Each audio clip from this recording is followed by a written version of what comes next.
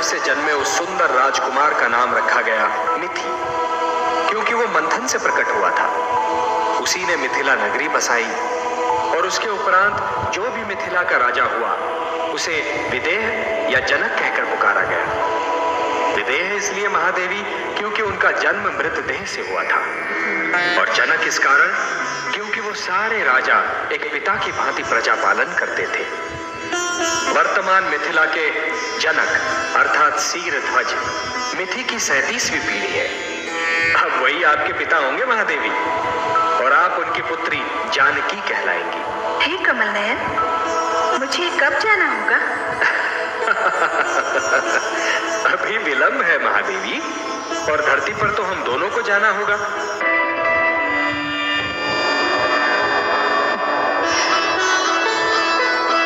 माँ, हे धरती माँ, मैं आपके घर आई हूँ, आपसे मिलने आई हूँ।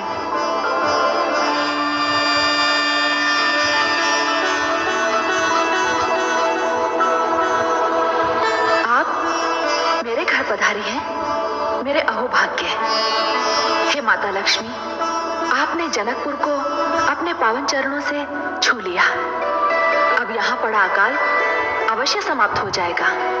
हे माँ, जब राजा स्वयं साधारण कृषक की भांति हल और बैल संभाल ले तो अकाल कैसे ठहर सकता है? उसे तो जाना ही होगा। मुझे आपकी सहायता की आवश्यकता है धरती माँ। मैं आपकी सेवा कर सकूं तो मेरा परम सौभाग्य होगा।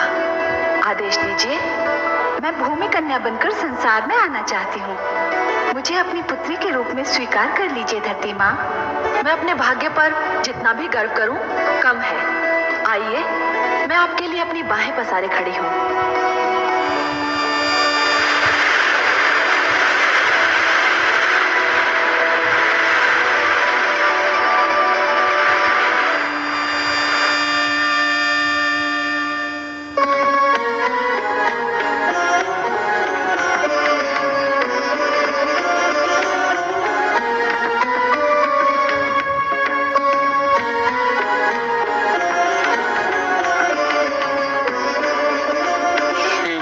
का ध्यान कीजिए। वक्रतुंड महाकाय सूर्यकोटि समप्रभं निर्विघ्नं मे देव सर्वकार्येषु सर्वदा। शन्नो मातः भवतां शन्नस्तापतु सूर्यः शन्नः कानिक्रादत्तेवः पर्जन्यो अभिवर्षत्।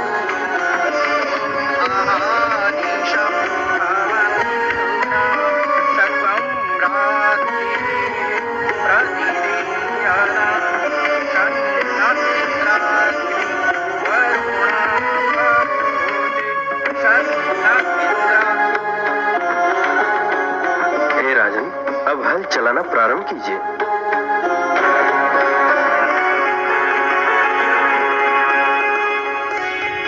हे नारायण, हे विष्णु, जहां हल की पूजा होती है वहां कृषक कैसे भूखा रह सकता है?